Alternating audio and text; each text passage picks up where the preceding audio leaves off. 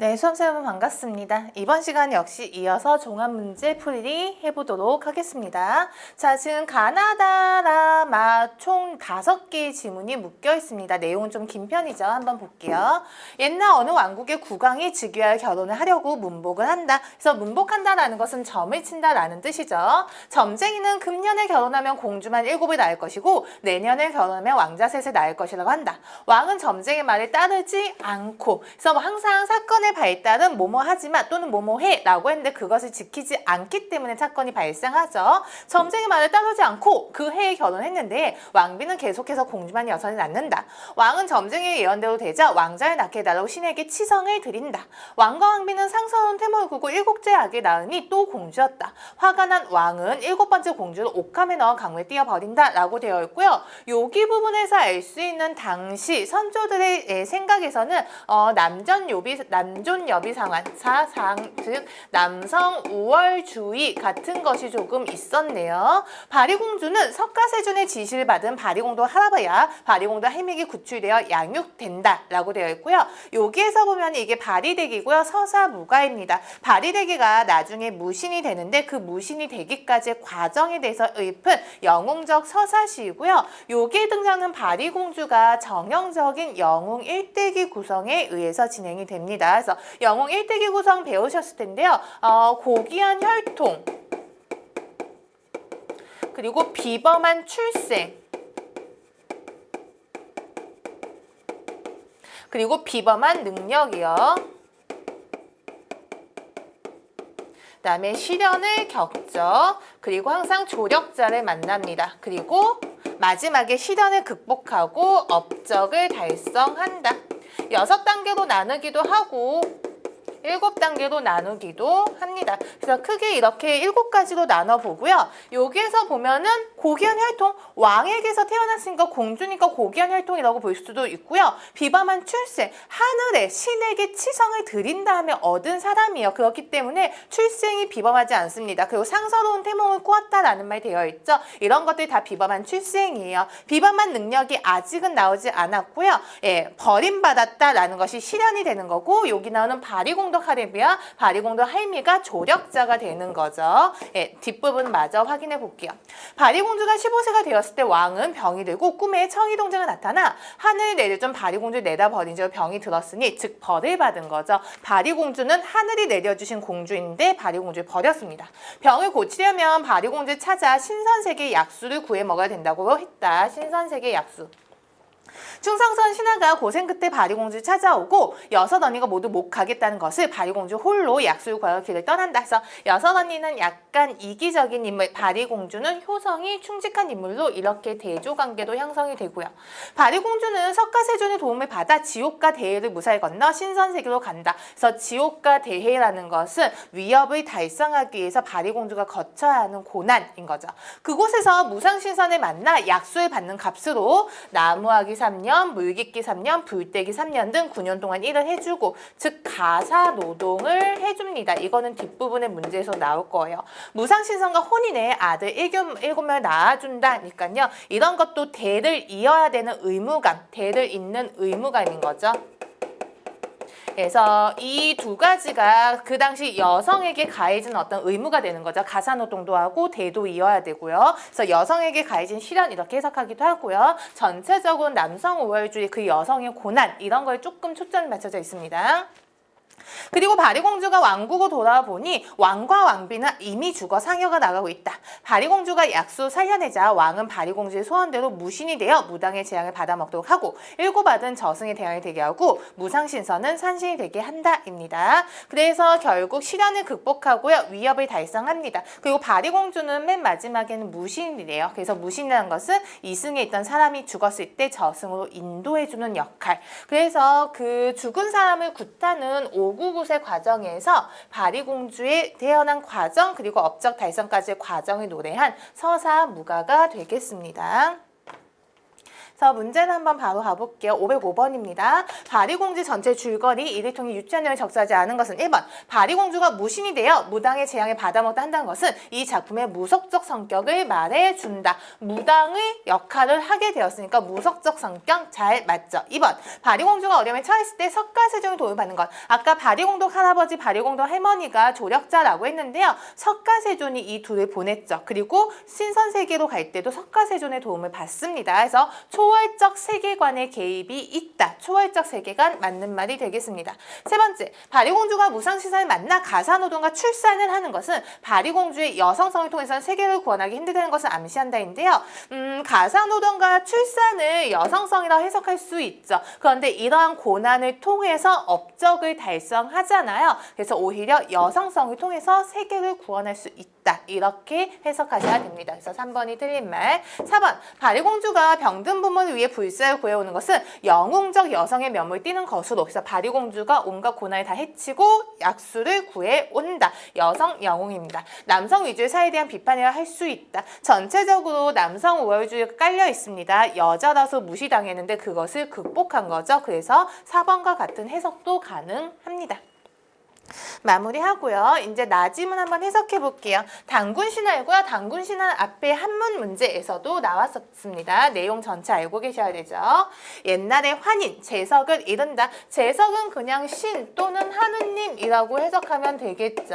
환인의 서자, 환웅이 항상 천하의 뜻을 두고 인간 세상을 몹시 바랐다입니다. 그래서 삼대기 구조라는 거 이런 거 배우셨을 거예요. 환인이 있고 환인의 아들 환웅이 있고요. 그리고 우리 이거 줄거리 다 아니까요. 환웅의 아들 단군 왕검 이렇게 3대기 구조가 됩니다. 여기에서 서자라는 것은 그 홍길동전에 나오는 적자서자의 그 서자가 아니라 장자가 아닌, 즉 첫째 아들이 아닌 나머지 아들을 다 서자라고 했습니다. 그리고 환웅이 자꾸 인간 세상에 넘보았어요. 아버지는 아들의 뜻을 알고, 즉 환희는 환웅의 뜻을 알고 삼위태백을 내려다보니 인간 세계를 널리 이롭게 할 만했다. 인간 세계를 널리 이롭게 할 만했다. 이거는 이제 여러분 많이 아시죠? 홍익인간 정신이죠. 홍익인간. 그리고 인본주의가 바탕이 되어 있는 거. 인간이 가장 소중하다는 인본주의인 거죠. 이에 천부인 세계를 주어 내려가서 세상을 다스리게 하였다. 환인이 환웅에게 천부인을 주었습니다. 그래서 이 천부인이라는 것은 신성한 권능을 상징하는 거죠. 하느님의 환인이 환웅에게 준 것입니다. 그래서 천부인 세계가 무엇인지 정확하게 밝혀지지는 않았지만 뭐 칼, 부적, 방울, 거울 이런 게 아니었을까 추측하는 견해가 있습니다. 그래서 세상을 다스리게 하였다. 환웅은 그 무리 3,000명을 거느리고 태백산 꼭대기 곧 태백산 심의 묘양산이래요. 신단수 아래에 내려와서 이곳을 신시라 불렀다라고 되어 있습니다. 신단수로 내려왔습니다. 하늘나라에서 땅으로 내려왔는데 그곳이 신단수다. 그래서 즉 신단수는 하늘과 땅을 연결해주는 장소, 연결해주는 매개체라고 해석을 합니다. 예, 그리고 이것 신시라 불렀대요. 이분을 환웅천왕이라 한다. 그는 풍백우사 운사를 거느리고 이것도 이미 많이 배우셨을 거예요. 바람, 비, 구름. 예, 즉 바람, 비, 구름, 날씨와 관련된 거죠. 그래서 그때 당시가 아마 농경사회였을 것이다. 농경사회이기 때문에 날씨와 관련된 날씨를 주관할 수 있는 능력이 굉장히 중요했겠죠. 그리고 환웅은 날씨를 주관할 수 있는 능력을 가졌다 해서 풍백우사 운사를 거느렸다라는 것도 환웅의 뛰어난 능력에 해당이 됩니다. 문제 한번 볼게요. 여기에서 보면은요, 508번 환웅이 지닌 제사장으로서의 신성한 권능을 의미하는 것은 이라고 되어 있습니다. 그래서 환웅이 하느님께 천부인 세계를 받았다. 그리고 풍백우사 운사를 거느렸다. 그래서 답은 1번이 되겠습니다. 기역, 니은이 환웅이 지닌 신성한 권능에 해당이 됩니다. 앞부분 넘어갈게요. 그리고 곡식, 수명, 질병, 형벌, 선악 등을 주관하고 인간의 360여가지 일을 주관하며 인간 세계를 다스려 교화시켰다 이고요. 디귿, 리을, 미음은 모두 인간 세계를 다스리는 거죠. 인간 교화와 관련이 되어 있기 때문에 신성한 권능은 아닙니다. 이때 곰 한 마리와 범 한 마리가 같은 곳에서 살았는데 늘 신웅에게 사람 되길 빌었다. 이때 신이 신량한 쑥 한 심지와 마늘 20개를 주면서 말했다. 너희들이 이것을 먹고 100일 동안 햇빛을 보지 않는다면 곧 사람이 될 것이다. 이런 것을 금기라고 하죠. 그래서 곰은 금기를 지키고 범은 금기를 지키지 못했다. 그래서 쑥과 마늘이란 것은 곰과 호랑이가 지닌 수성, 즉 짐승성을 제거하고자 하는 그런 역할을 합니다. 기한지 21일, 37일 만에 곰은 여자의 몸이 되었으나 범은 능히 기하지 못했으므로 사람이 되지 못했다. 웅녀, 그래서 곰이 웅녀가 되었죠. 그와 혼인할 상대가 없으므로 항상 단도 아래에서 아이 베기를 축원했다. 환혼이의 임시로 변하여 그와 결혼을 주었더니 그는 임신하여 아들을 낳았다. 이름을 단군 왕검이라 하였다. 그래서 단군 왕검이 탄생하기까지의 과정에 대해서 쓴 그런 설화이고요. 내용은 여러 가지가 많죠. 그래서 곰과 범을 각각 곰을 섬겼던 부족, 범을 섬겼던 부족이라고 해서 토테미즘의 견해에서 해석하는 견해도 있고요. 그래서 곰부족과 호랑이 부족 중에서 곰부족이 이겼다. 이렇게 해석하는 견해도 있고요. 그리고 환웅은 하늘에서 내려왔다라고 되는데 어쨌든 환웅이 다른 곳에서 이곳으로 온 거잖아요. 그래서 이주민과 그 다음에 곰과 호랑이는 원래 이곳에서 살고 있었잖아요. 그래서 이주민과 선주민이 결합하였다. 그 중에서도 곰을 숭상하는 부족과 결합하였다. 이렇게 해석하는 견해도 있습니다. 네, 이 정도까지 마무리할게요. 그래서 문제 506번에 보면 A, 좀 더 이따가 확인해 볼게요. 다까지 해석하고요. 답은 볼게요. 이거는 가락국 신화이죠. 가락국이란 나라가 탄생됐을 때 가락국의 왕, 김수로 왕의 강림, 신화가 되겠습니다. 그래서 여기 있는 노래가 더 유명하잖아요. 그래서 여기 있는 노래를 해석할 때 임금을 맞이하는 노래다 해서 영군가 또는 영신군가라고 합니다. 그리고 이렇게 노래했더니 진짜 임금님이 왔다라고 해서 주술적이라고도 해석을 하고요. 네, 그래서 한번 볼게요. 후한의 세조 광무제 건후 18년 이민 3월 개요일에 시간적 배경 구체적이죠. 그들이 살고 있는 북쪽 구지. 이것은 산봉을 말함이 마치 거북이 엎드린 모양과도 같기 때문에 이렇게 말한 것이다 라고 되어 있습니다. 그래서 거북이 모양 같아서 이름이 구지였습니다. 그래서 구지봉에 있었대요.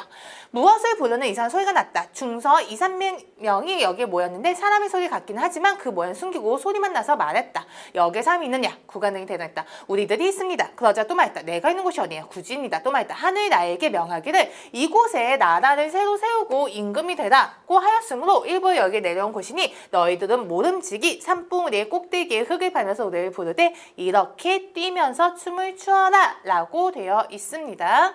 그래서 하늘에서 소리가 나서 너는 이렇게 노래를 불러. 그럼 내가 내려가서 나라를 세울 거야 라고 했대요. 거부가 머리를 내어놓지 않으면 구워서 먹으리입니다. 그래서 거부가 하면서 호명을 하고 있습니다. 거부가 머리를 내어라 하고서 명령 또는 요구를 하고 있죠. 내어놓지 않는다면 너 만약에 내놓지 않으면 가정을 하고요. 구워서 먹겠다 하면서 위협을 하고 있습니다. 그래서 거북이라는 것은 나의 소망을 들어줄 대상이고요. 머리를 내어라 이거가 중요하죠. 여기에서 머리라는 것이 우리가 원하는 우두머리, 즉 임금 이런 것을 상징하는 거죠. 그러면 거북이란 것은 머리를 내어줄 대상이고요. 나의 소원을 들어줄 대상이에요. 그렇기 때문에 거북은 신령스러운 존재로 해석을 합니다. 그리고 마지막에 보면 구워 먹겠다 협박하고 있지만 이것은 협박을 통해서 강하게 원하는 거죠. 강하게 소망하는 것을 드러내는 것이지 거북이가 나쁜 애여서 그렇다 이런 식의 해석은 옳지 않습니다. 흙을 파면서 노래를 불렀다라고 했기 때문에 이거가 노동요가 아니었을까라고 해석하는 견해도 있고요. 여기서 보면 여러 명이 얘기를 했잖아요. 그래서 집단적인 성격을 가집니다. 한 명이 노래한 게 아니고 여러 명이 노래했습니다. 그리고 춤을 추어라. 그리고 개요길이다. 이런 말이 되어 있잖아요. 그래서 의시교가 아닐까 이렇게도 해석을 합니다. 그리고 한역시인 거죠. 그러면 곧 대왕을 맞이하여 기뻐 뛰노게 될 것이다. 구간들은 이마를 쫓아 모두 기뻐하면서 노래하고 춤추다가 얼마 안 되어 우러러 쳐다보니 다만 자줏빛 줄이 하늘에서 들이어져 땅에 닿고 있었다. 자줏빛 줄이 하늘에서 땅에 닿고 있었다. 그래서 이 자줏빛 줄이 앞에서 나왔던 신단수와 마찬가지로 하늘과 땅을 연결해주는 매개체가 됩니다. 뒤에 문제 나올 거예요. 줄 끝을 찾아가 보니 붉은 보자기에 금압이 쌓여 있음으로써 그래서 붉은색, 금으로 된 합 이런 것도 약간 다 고귀한 혈통 이런 걸 상징하는 거죠. 이를 여러분이 해처럼 둥근 황금알 6개가 있었다입니다. 해처럼 둥글다. 그래서 보통 둥근 거, 금색 나는 거, 태양 숭배 사상, 그리고 농경 사회였을 것이다. 이렇게 계속 추측해서 해석을 하죠. 모두 놀라고 기뻐하여 수없이 전했다. 조금 이따 다시 보니 보자기에서 사선은 아도간의 집으로 가서 탑의에 모시고 모두 헤어졌다. 여기 뒷부분이 생략이 되었는데요. 그래서 며칠 후에 황금알 6개에서 6사람이 태어난 거죠. 그 중에서 한 명이 김수로 왕이 되었다입니다. 예, 그래서 황금알에서 태어난 것을 참고로 난생설화라고 하죠. 그래서 난생설화가 많은 편이고요. 앞에서 단군신화 같은 경우는 알에서 태어나지 않고 사람의 몸에서 태어나잖아. 이런 건 태생설화라고 합니다. 문제 한번 넘어가 볼게요. 예, 보기에서 나다람에 대한 거 A 부분 볼게요. 나의 신단수는 다의 자줏빛줄과 마찬가지로 천상세계와 지상세계를 연결한 매개장치이다. 읽으면서 확인했습니다. 다의 머리와 황금알은 원시 고대의 고귀한 생명의 상징 여겼음을 알 수 있다. 그래서 둥글다라든지 금색이 난다라는 건 태양과 연결되기 때문에 고귀한 상징이 되었다. 맞는 말이 됩니다. 나머지는 이따가 다시 마저 해석할게요. 예, 그래서 구지가는 해가랑 비교해서 문제가 굉장히 많이 나오죠. 한번 볼게요. 구지가랑 굉장히 비슷합니다.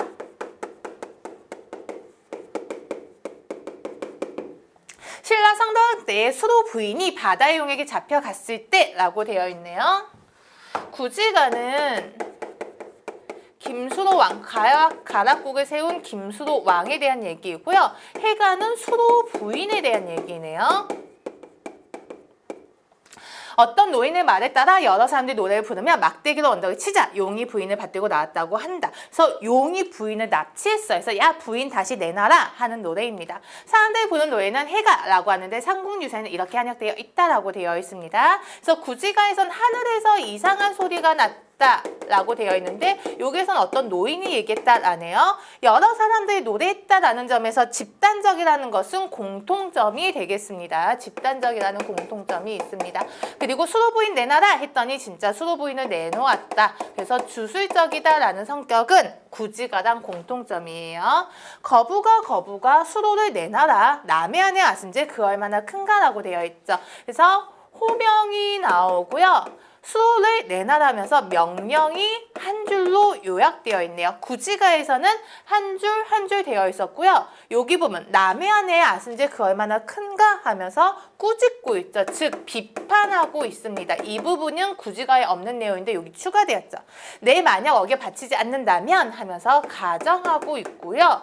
그물로 잡아서 구워 먹으리 하면서 마찬가지로 협박 위협을 하고 있습니다. 근데 협박의 과정이 좀 더 구체화되었다. 이 정도 보시면 됩니다. 이 해가를 보면 구지가가 후대에도 굽이 전승되었음을 알 수 있다. 즉 구지가가 굽이 전승되면서 해가의 영향을 주어서 이런 작품이 나오지 않았을까? 1번 볼게요. 해가 가에서 거북은 주술을 통해 성취될 시적 화제의 소망에 듣는 존재이다 하면서 거북이한테 둘 다 어떤 걸 요구하고 있잖아. 그래서 맞는 말. 2번 해가와 가 집단적으로 요구한 노래이기 때문에 거북은 부정적인 성격을 지니고 있다인데요. 가에 있는 것, 즉 구지가의 거북이는 부정적인 존재가 아니고 오히려 신령스러운 존재라고 했었습니다. 여기에서 거북은 나쁜 존재예요. 남의 아내를 빼앗은 나쁜 존재. 그래서 부정적인 존재가 맞는데 구지가의 거북이는 부정적인 존재가 아니다. 3번 해가와 가는 초자연적 존재에 대한 호명. 그리고 거북이라는 것은 약간 신령스러운 존재 그리고 용을 상징하니까 초자연적 존재 맞죠? 소원의 표출 요구, 위협의 구조 취하고 있고요. 4번 가는 가와 다르게 초자연적 존재 비도덕적 행위를 지적. 너 남의 안을 빼앗으면 안 된다. 지적하고 있죠? 그래서 요구에 제시한다. 맞는 말이 되겠습니다. 앞부분 넘어가서 라, 마, 마저 해석할게요. 이 두 시는 두보가 지은 시이고요. 그래서 두보의 시가 우리나라에 많이 번역이 되었어요. 그래서 두 시다, 두보의 시를 언해하였다 해서 두시 언해로 같이 불리기도 합니다. 라 부분 볼게요. 기왕집 안의 상례 보다니 최고의 집 앞에 몇 지월 들어뇨. 정이 이 강남의 풍경이 좋으니 꽃지는 시절에 또 너를 맛보거라 라고 되어 있습니다. 이 시의 제목은요. 강남 봉 2구년입니다. 그래서 봉자가 만나다라는 뜻이 되고요. 강남에서 이군현을 만났다라는 내용의 시가 되겠습니다. 그래서 이군현이 누구냐면요. 굉장히 예전에 유명했던 명창이에요.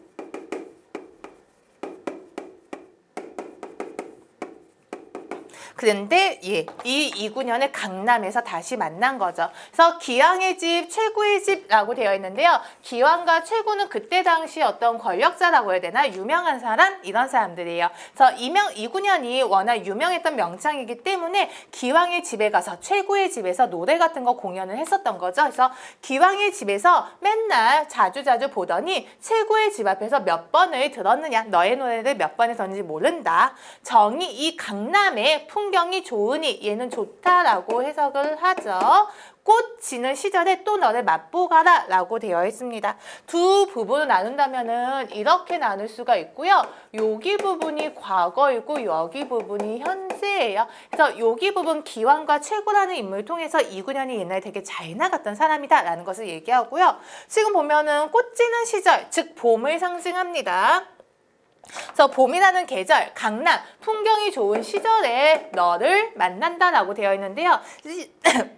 시간이 지나서 이군현이 많이 늙은 거죠. 그래서 그거에 대한 어떤 인생무상 같은 것을 얘기하고 있는 시입니다. 그래서 여기서 꽃 지는 시절이 봄이잖아요. 그래서 진짜 얘네들이 만났던 계절적 배경인 봄을 얘기한다라고도 해석을 하는데요. 두 사람의 노년기, 화자와 이군현을 포함한 두 사람의 노년기를 상징한다라고 해서요. 봄과 노년기 이렇게 두 가지이기 때문에 중이법으로 처리가 됩니다. 그래서 전체적으로 인생무상이 깔려 있어요. 네가 옛날에 그렇게 잘 나갔는데 지금은 노년기가 되었구나. 마셔볼게요.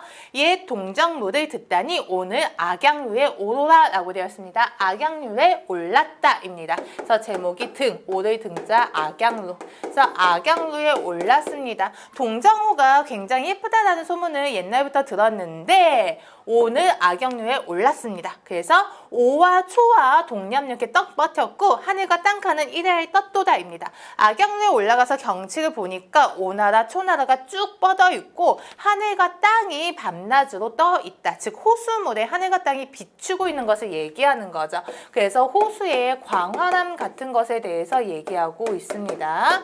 친한 버디 한 글자 그럴도 없으니 늙어감에 외로운 배만 있도다. 여기서 옷은 강조하고자 하는 말이고요. 외로운 배가 있다. 그래서 외로운 배, 객관적 상관물일 수도 있고요. 감정이입이라고도 해도 됩니다.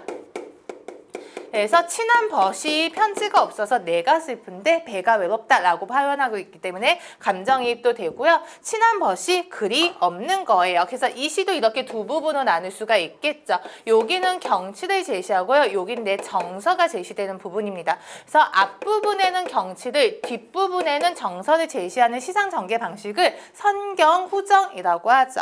싸움의 말이 관상복력해 있나니 허남을 비켜서 눈물을 흘리노라.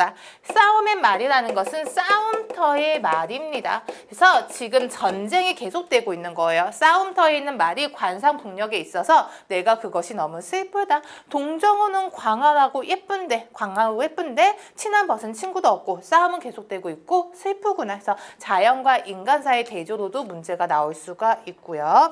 유명한 시니까 한번 이렇게 봐두세요. 문제풀이 한번 해볼게요. 505번 했고요. 506번 나머지 볼게요. 라엘 꽃지는 시절은 시적하자 너를 만난 시기인 동시에 두 사람의 노년기를 상징한다 확인했습니다. 맞는 말. 얘도 다 맞는 말이었죠.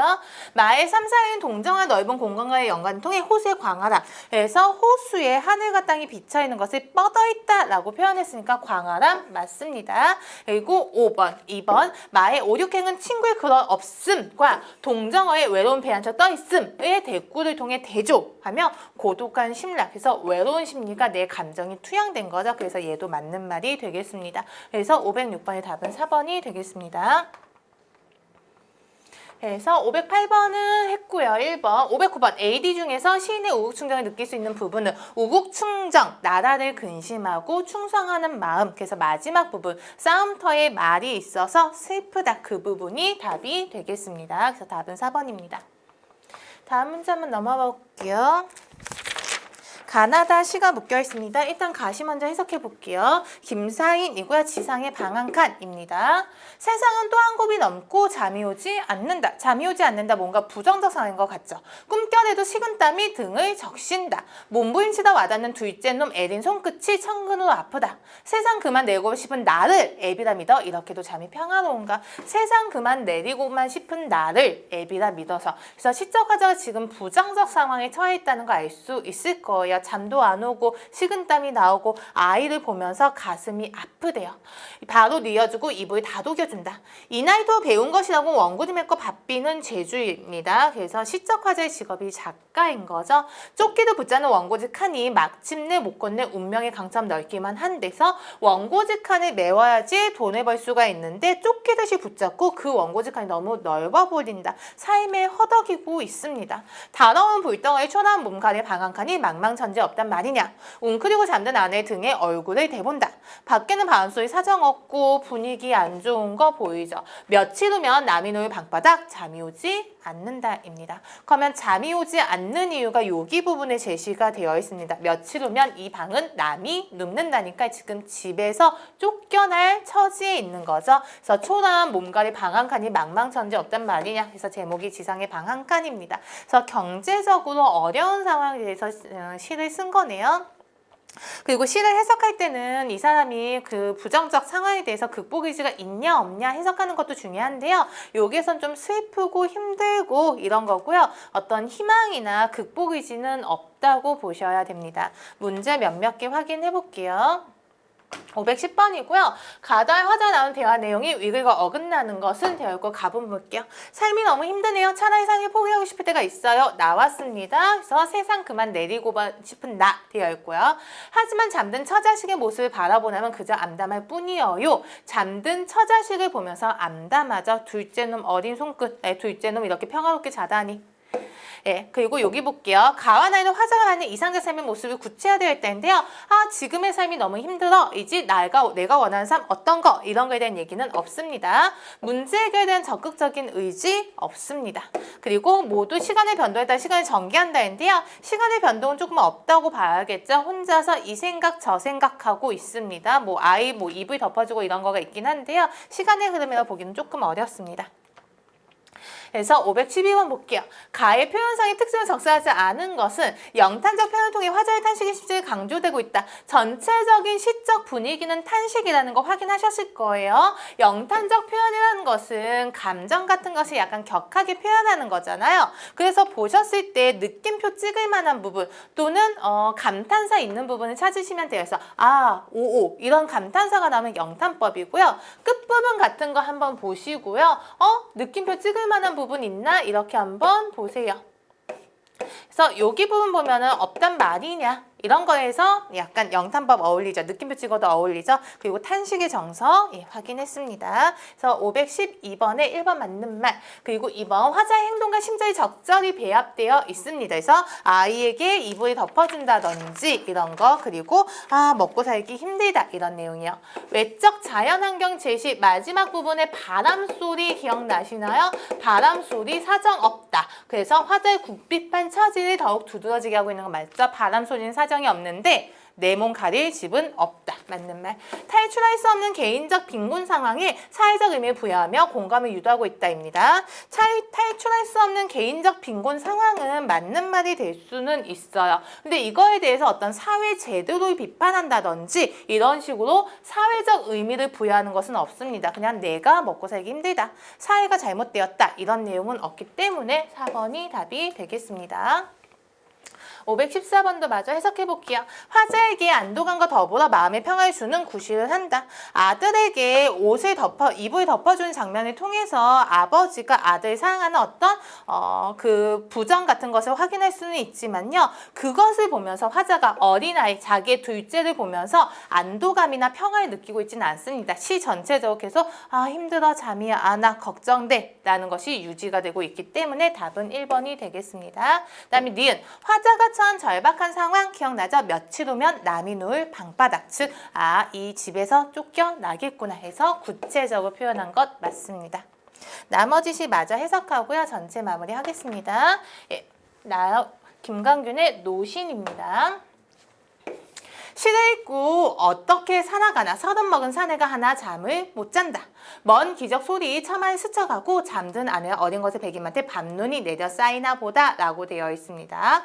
나라는 말이 없는데요. 여기 서른 먹은 사내 하나, 서른 먹은 사내라는 것이 자기 자신을 객관화한 표현이 되는 거죠. 그래서 내가 잠을 자지 못하는데 서른 먹은 사내가 하나 잠을 못 잔다라고 되어 있고요. 얘도 마찬가지로 시를 믿고 어떻게 살지, 즉 시를 짓고서는 밥 먹고 살기 힘든 그런 현실 얘기합니다. 먼 기적 소리 처음에 스쳐고 잠든 아내와 어린 것의 매일맛에 밤눈이 내려 쌓이나 보다. 그래서 여기에서 밤눈은 진짜로 밤눈은 아니겠죠. 방 안에 있으니까 어떤 상징성을 가진 시어인데 시련, 고난 이런 것과 연결이 되겠죠. 무수한 손이 뺨을 얻어맞으며 항시 곤두박질해온 생활의 노래. 지나는 돌팔매도 이제는 피곤하대요. 먹고 산다는 거 너는 언제까지 나를 쫓아오느냐 해서 먹고 산다는 것 때문에 힘든 거예요. 돌팔매는 시적 화자가 겪었던 어떤 생활의 고통 같은 거겠죠.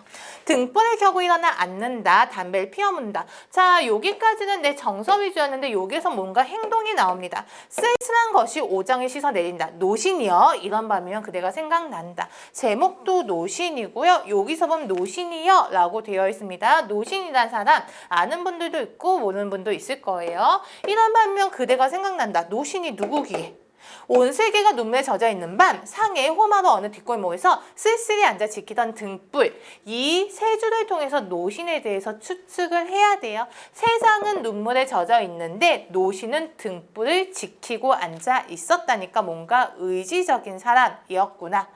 등불이 나에게 속삭거린다. 등불이 진짜 나에게 속삭일 리는 없고 오히려 내가 등불을 보면서 다짐을 하고 있다라고 봐야겠죠. 여기 하나에 상심한 사람이 있다. 여기 뒷부분이 생략이 되었는데요. 여기 하나에 굳세게 살아온 사람이 있다라는 부분이 있습니다.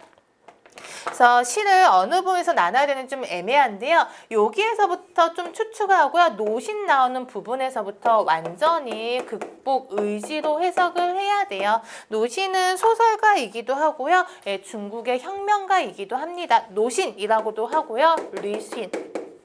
루신이라고도 합니다. 그래서 중국의 인명을 표기할 때는 신의 혁명을 기준으로 해서 그 전 사람은 한자, 우리나라 한자어대로 그 다음 사람은 중국 원음대로인데요. 딱 신의 혁명 중간에 걸려 있어요. 그렇기 때문에 어디선 노신이라고도 하고 어디선 루신이라고도 합니다. 그래서 중국에서 혁명을 했었던 루신을 떠올리면서 루신이 등불을 앉아 지켰다. 나도 등불을 지킬 것이다. 그래서 굳세게 살아갈 의지 같은 것을 드러낸 시어다. 극복 의지가 있다. 이렇게 해석하셔야 됩니다. 맞아볼게요. 나 가난이 힘들기는 하지요. 그러나 어려움 속에서도 꿋꿋함을 잃지 않는 성각들이 있었으면 잊지 마세요니까 맞는 말이 되겠죠. 어렵지만 꿋꿋하게 살았던 성각, 즉 노신이라는 사람이 있지 않느냐. 그래서 얘 맞는 말. 나에는 화자가 바라는 이상적 삶의 모습이 구체화되어 있다는데요. 화자가 바라는 이상적인 삶은 나와 있지 않죠. 노신을 떠올리고 나도 노신처럼 의지적으로 살아야지 라는 다짐을 하고 있지만 이상적 모습이 구체화되어 있지 않습니다. 그리고 나 화자가 지향하거나 의지하고 싶은 존재 설정되어 있는 것 맞죠? 노신이라는 인물을 지향하고 의지하고 싶어합니다. 가다 모두 시간의 변동에 따라 시간이 전개한다입니다. 그래서 행동이 조금 있긴 하지만 시간의 변동이 있다고 하기엔 조금 애매합니다. 나머지 또요. 가 됐고요. 513번.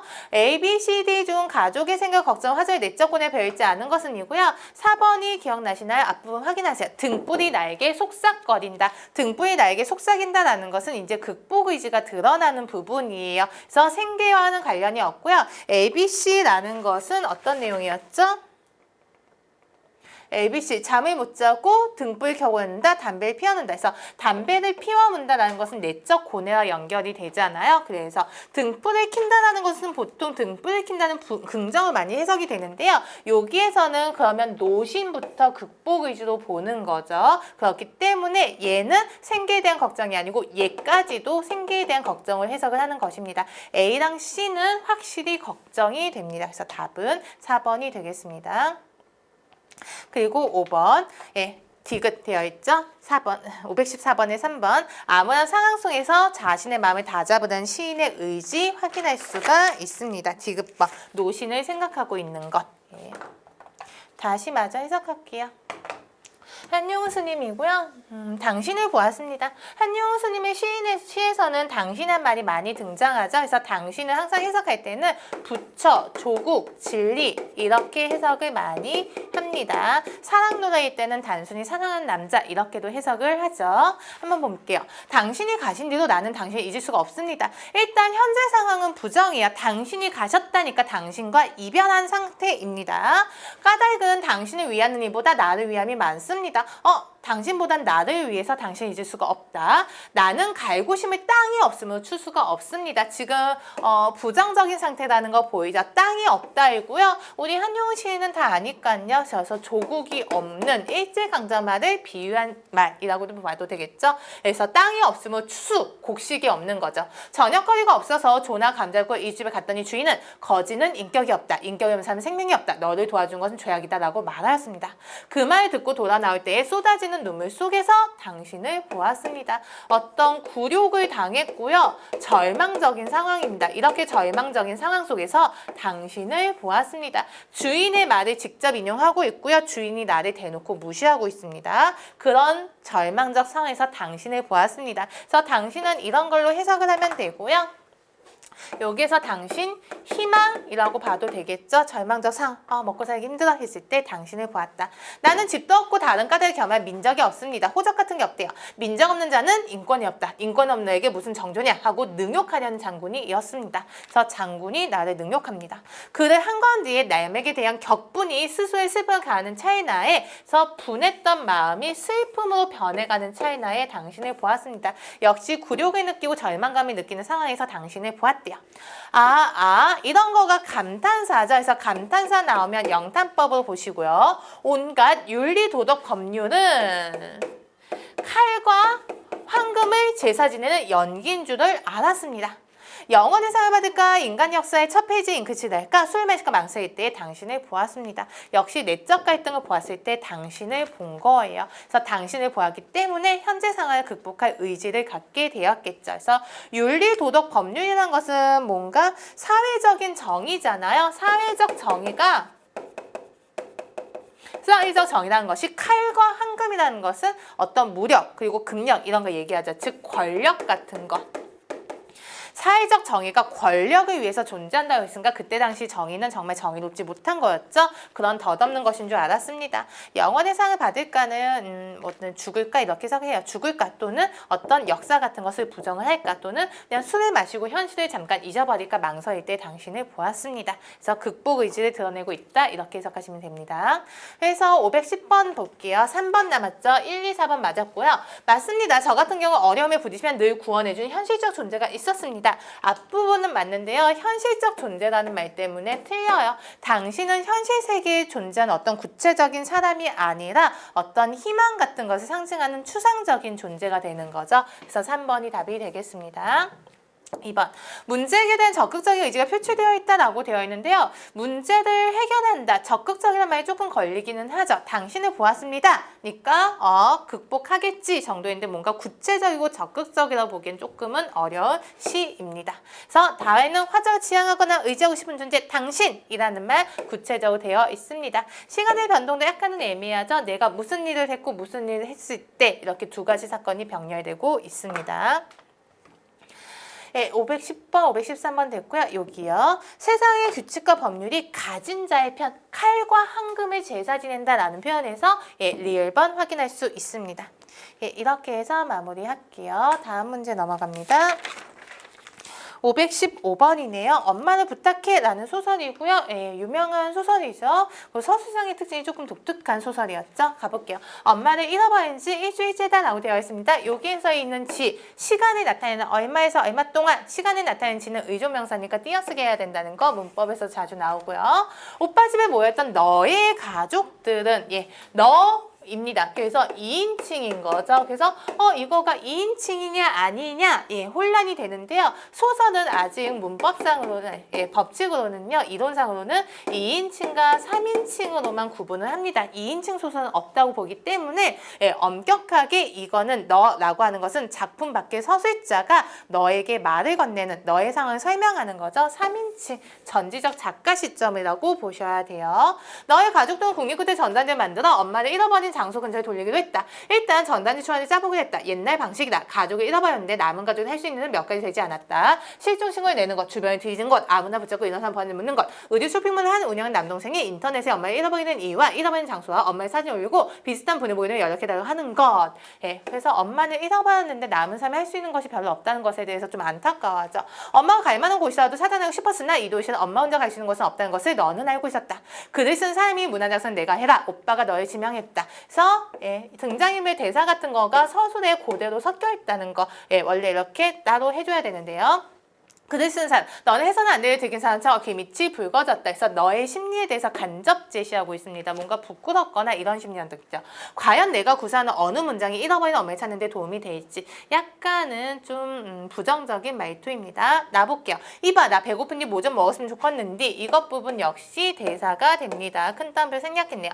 당신은 헛간에 놓여있는 빈평상 향해 웅얼거렸다. 여기에서 당신입니다. 여기에서는 당신, 엄마를 부탁해. 여기 있는 너의 기준에선 자기의 아버지가 되는 거죠. 예. 고추국수를 따거나 깻잎을 개거나 배추를 가나다도 당신 뭐 좀 먹었으면 좋겠다 하면 주저없이 하더니 멈추고 당신 건처럼 산에 땅tum이 났길래 좀 태웠는데 돌잔 붙잡을까 자실나요? 하던 아내. 여기 부분도 대사이고요. 아내. 그리고 여기 부분이 아내의 평상시 모습이라는 거. 뒷부분에 문제 나옵니다. 그때는 왜 그것이 평화하고 복되는 걸 몰랐을까? 하면서 과거 회상적인 성격 보이나요? 아내는 이랬다. 그때는 왜 몰랐습니까? 현재의 시점에서 과거를 평가하고 있죠. 아내한테 미역국 한번 끓여본 적 없으면서 아내가 해준 모든 것은 어찌 그리 당연히 받기만 했을까? 그래서 지금 과거 회상을 하면서 후회의 정서 같은 것도 왜 그렇게 당연하게 받기만 했지? 어딨냐? 언젠가 읍내에 나갔다가 온 아내가 거시장통 당신 잘 가는 정류장 있잖아. 오늘 그 앞에 있는데 그 집 아내를 자꾸 날 불러서 들어갔더니만 미역국 먹고 가라길래 왜 미역을 했더니 오늘 생일 네 남편이 아침에 미역국 끓였다 합디다 했다. 당신이 그저 듣고 있으니 맛이 있었던 건 아니요. 그런데 참으로 정육점 안 하기 부럽담디요. 그랬다. 그래서 여기 부분은 그 당신이라고 되어 있는 아버지의 심리와 아버지한테 자꾸 해주기만 했었던 엄마의 심리 같은 것을 추측하면서 읽어보세요. 당신의 메마른 껌뻑 같다. 어디에 있어? 여기 부분 는 아버지 당신의 속마음인 거죠. 아내가 이 집으로 돌아오면 한다면 미역국 아니라 전도 붙일 수 있을 것 같다. 나를 벌 주는가. 당신의 메마른 눈에 물기가 어렵다 입니다. 나를 벌 주는가. 그래서 아버지가 엄마가 없어진 다음에 약간 후회하고 엄마를 그리워하고 있습니다. 당신의 이 집을 내키면서 떠났다가 돌아오면서도 아내가 이 집을 떠날 수 있다는 것은 한 번도 생각해 본 적이 없었다. 그래서 아버지가 약간은 무심한 인물로 그려져 있습니다. 답은 볼게요. 잘 있어요. 난 이제 이 집에서 나갈라. 나라는 표현이 되어 있습니다. 나라는 표현이 나오면 1인칭이 되는 것이죠. 지난 여름 지하철 서울역에 혼자 남겨졌을 때 내겐 3살짜리만 기억났네. 모든 것을 잊어버린 나는 걸을 수밖에 없었네. 내가 누군지도 몰랐으니까 걷고 또 걸었어. 모든 게 다 뿌였네. 3살 때 내가 뛰어노는 그 마당이 선명히 떠올랐네. 금캐러도 아니고 석탄캐러 다녔던 아버지가 집으로 돌아오는 그 3살 때 나는 걸을 수 있는 거 걸었네. 아파트 사이를 풀스 언덕길을 출근해도 가보겠네. 그렇게 걸어서 내가 가고 싶은 것은 어디였나? 3살 때 뛰어놀던 그 마당이었을까 하면서 엄마의 시선에서 서술이 되고 있고요. 엄마가 자기의 이야기를 합니다. 그리고 아빠가 돌아왔을 때 세사적 이건 역시 과거 회상적 성격이 드러납니다. 마지막 부분은 해석은 안 할게요. 그래서 엄마가 자신의 엄마가 자신의 엄마를 바라보면서 자기 과거 회상도 하고 엄마가 나를 안아준다 이런 식으로 표현하고 있는 글입니다. 515번이요. 윗글에 서술사의 특징을 가장 적절한 것은 되어 있습니다. 아까 과거 회상적 성격 많은 거 확인했습니다. 1번 틀린 말. 특정한 인물의 눈에 비친 인물과 사건을 전개하고 있다 했는데요. 일단 맨 앞부분 가나는 3인칭이고요. 뒷부분 다라는 1인칭입니다. 그리고 특정한 인물의 눈에 비친 건 아니죠. 두 개는 작품 밖에서 그리고 하나는 작품 안에서이기 때문에 틀린 말. 둘 이상의 서술자가 맞는 말인 거죠. 그리고 인물의 내면. 엄마는 엄마의 내면을 직접적으로 그리고 가와 나는 작품 밖의 서술자가 등장인물의 감정을 설명합니다. 네 번째, 작품 밖 서술자가 모든 인물 내면과 사건을 알고 서술하고 있다인데요. 가장 적절한 것은 이잖아. 그렇기 때문에 가나다라를 다 포괄할 수 있는 것은 3번밖에 없습니다. 그래서 2번, 4번은 일부에만 해당이 되는 거죠. 516번. 나와 당신과 보기의 화자 간의 공통점이 잘못된 것은? 입니다. 그래서 이 시도 김춘수의 강우이고요. 아내가 죽은 뒤에, 즉 아내와 사별한 뒤에 지은 시인 거죠. 조금 전까지 거기 있었는데 어디로 갔나? 밥선 차놓고 어디로 갔나? 넙치 지짐이 맵싸운 냄새가 코를 맵싸야 하는데 어디로 갔나? 이 사람 갑자기 말이 없나 하면서 의문을 가집니다. 왜 그러지? 그래서 아내의 죽음을 받아들이지 못해요. 아내의 죽음을 인정하지 못하고 이 사람이 어디 갔지? 어디 나갔나? 밥상 차려놓고 이런 것들이 아내의 일상적인 모습에 해당이 되는 거겠죠. 이 사람 갑자기 왜 말이 없나? 내 목소리는 메아리가 되어 돌아온다. 그래서 대상에게 말을 건넸는데 대상과 대화를 하는 게 아니고 메아리가 되어서 돌아온다. 즉 소통이 안 되고 있는 거예요. 아내가 죽었기 때문에. 내 목소리만 내게 들린다. 이 사람이 어디 가서 잠시 누웠나? 옆구리 당겨가 다시 돌렸나? 아니 이번에는 그게 아닌가 보다. 한 뼘 두 뼘 어둠을 적시며 비가 온다. 혹시나 하고 나는 밖을 기웃거린다. 나는 풀이 죽는다. 예, 그래서 기분 안 좋은 거 보이죠. 빛반 한 잡을 못 보게 한다. 왠지 느닷없이 그렇게 퍼붓는다. 지금은 어쩔 수가 없다고입니다. 그래서 아니 이번에는 그게 아닌가 보다 하면서 약간 여기서부터 인정을 시작해요. 근데 밖을 기웃거리는데 비가 온다. 지금은 어쩔 수가 없다. 그리고요, 여기에서 본 비가 온다잖아요. 그래서 이거를 실제 비로도 보기도 하는데요. 시적 화자의 눈물로도 해석을 하는 역시 중의법이 됩니다. 그래서 아내가 죽었고요. 그것을 처음엔 부정하다가 점차 인정하는 쪽으로 바뀌고 있습니다. 1번이요. 이거가 앞에 엄마를 부탁해에서는 맞는 말이 되는데요. 평소 잘 알지 못한 거 미역국, 전 다 해줄 수 있는데 강우에서는 후회의 정서는 없어. 이 사람이 어디 갔지? 예, 그렇기 때문에 1번이 답이 됩니다. 지금 곁에 없는 대상 둘 다 아내 그리하고 있고요. 눈물의 심상, 앞에 소설에선 눈가에 눈물이 어렸다라는 말이 되어 있고요. 이 시에선 여기에서 비가 시적 화자의 눈물로 해석이 될 수가 있습니다. 그렇기 때문에 맞는 말. 그 반복되는 일상 되어 있죠. 밥상 차려놓고 어디 갔나. 아까 그 소설에서는 뭐 항상 먹을 것을 만들어 줬다 이런 표현이 되어 있습니다. 그래서 답은 1번입니다. 다음 문제 넘어갈게요. 네, 보기 AD 중 기억의 한 초점이며 거리가 먼 것은 이고요. 네, 그 마당이라는 것은 내가 가고 싶은 것은 어디였나. 3살 때 뛰어놀던 그 마당이었을까니까요. 내가 가고 싶었던 곳이라고 해석을 해야 되고요. 아마 내 기억 속에 있는 근원적인 공간이 되겠죠. 어렸을 때의 기억, 예, 좋았던 것, 근원적인 공간을 얘기하는 것 같습니다.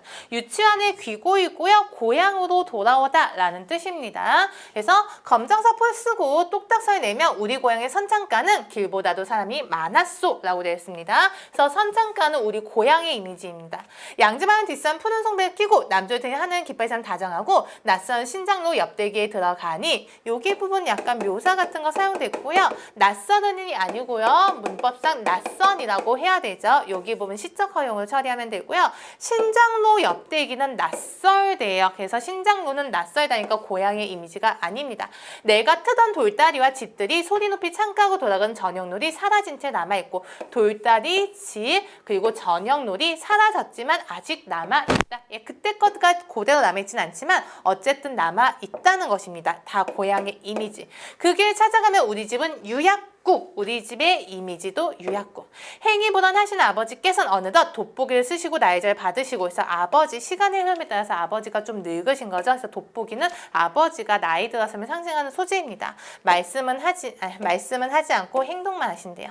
그리고 헌책략처럼, 헌달력처럼 애정이 나신 어머니 옆에서 나는 끼고 온 신간을 그림책인 양 보았소. 그래서 헌책력 그리고 신간이 대조가 되어 있죠. 그래서 헌책력이 어머니를 비유한 시어이다. 신간은 나를 비유한 시어이고요. 그림책처럼 보았다라는 것은 내가 과거 시절로 회귀했다 이렇게 표현을 해요. 엄마 옆에 가니까 고향에 가서 엄마 옆에 있으니까 어린 시절 그림책을 읽듯이 읽었다 이고요.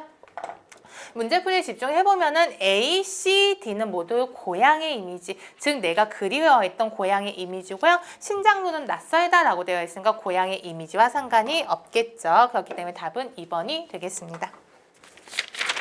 예, 이제 마지막 지문입니다. 고운 자작나무 숲으로 가서.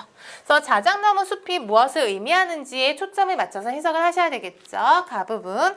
광해원 2월 마을에서 7연산 기슭에 이르기 전에 그만 나는 영무모를 드넓은 자작나무 분지로 접어들었다. 그래서 의도한 건 아닌데 어쩌다 보니까 자작나무 분지로 들어갔대요. 누군가 가라고 내 등을 떠밀었는지 나는 뒤돌아보았다. 아무도 없다. 다만 눈발에 익숙한 먼 산에 대해서 아무런 상관도 없게 자작나무 숲에 벗은 몸들이, 벗은 몸, 이 세상을 정직하게 한다. 그래서 보면 겨울나무라고 되어 있잖아. 그래서 겨울나무는 보통 시련을 받고 있는 대상을 많이 해석을 합니다. 그래서 벗었다라는 것도 고통을 받고 있는 존재 이렇게 해석을 하는 편인데요.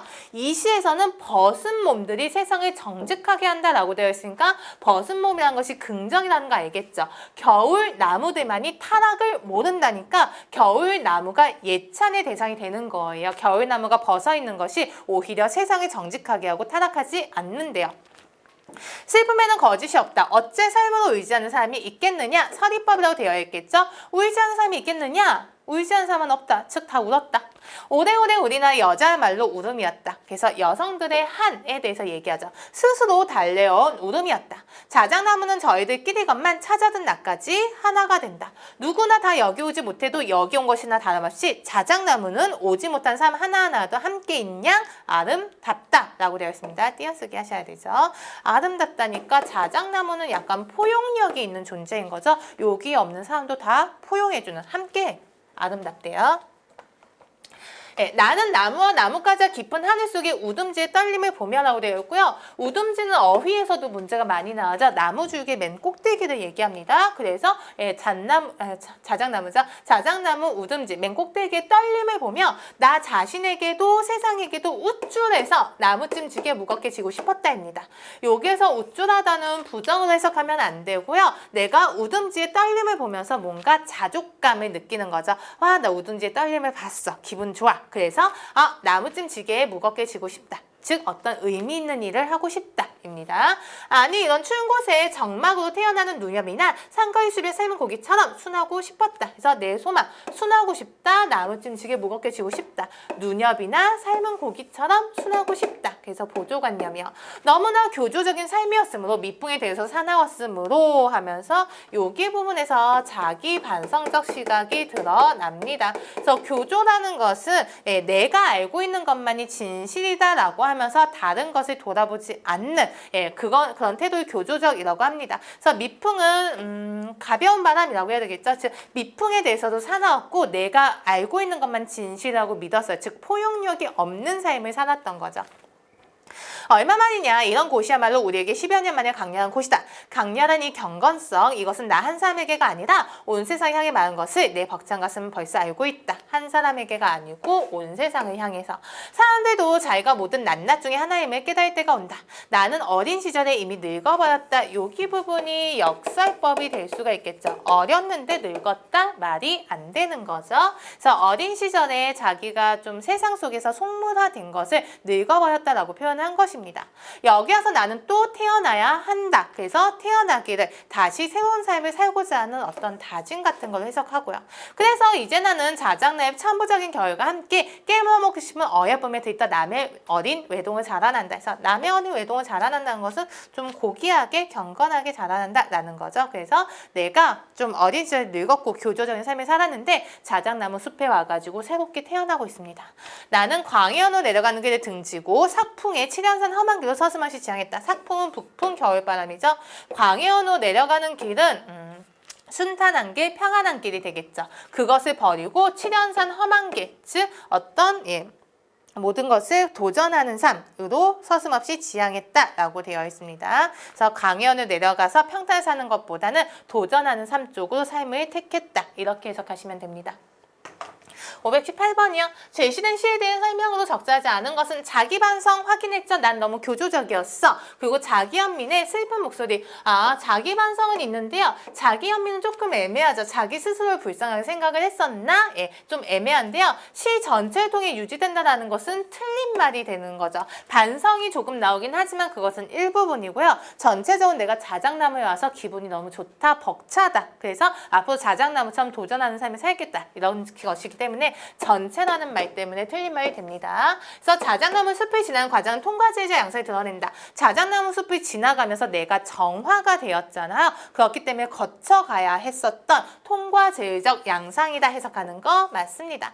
다의 미풍은 삶의 아주 작은 국면, 그런 작은 국면에도 나는 사나웠었다 하면서 반성을 했죠. 많은 삶에 대한 새로운 깨달음에서는 자신감이 투영되어 있다. 나는 거침없이 이쪽으로 향했다. 니까요. 자신감 맞습니다. 519번의 답은 4번이고요. 지향했다입니다. 그래서 지향하다가 이 뜻지자를 쓰는 지향하다도 있는데요. 가르칠 지자를 쓰는 지향하다도 있습니다. 그래서 이 지향은 말 그대로 뜻이잖아요. 그래서 추상적인 관념, 무엇을 지향하다이고요. 가르칠 지자잖아요. 얘는 어떤 방향 같은 거, 좀 구체적인 사물과 관련해서 쓰는 거예요. 근데 여기에서는 어떤 추상적인 어떤 관념을 지향하는 게 아니고요. 길이라는 곳으로 향했다라는 뜻이잖아요. 그렇기 때문에 뜻지자가 아닌 가르칠 지자를 사용하셔야 됩니다. 나머지는 잘 사용이 되었고요. 그리고 여기 추락은 항상, 타락이죠. 타락과 추락은 항상 섞어서 나오죠. 그래서 떨어질 타, 떨어질 추자. 구분하셔서 사용하시면 됩니다. 이렇게 해서 519번까지 문제 마무리했습니다. 남은 기간도 열심히 준비하셔서 좋은 결과 얻으시길 바라겠습니다. 지금까지 고맙습니다.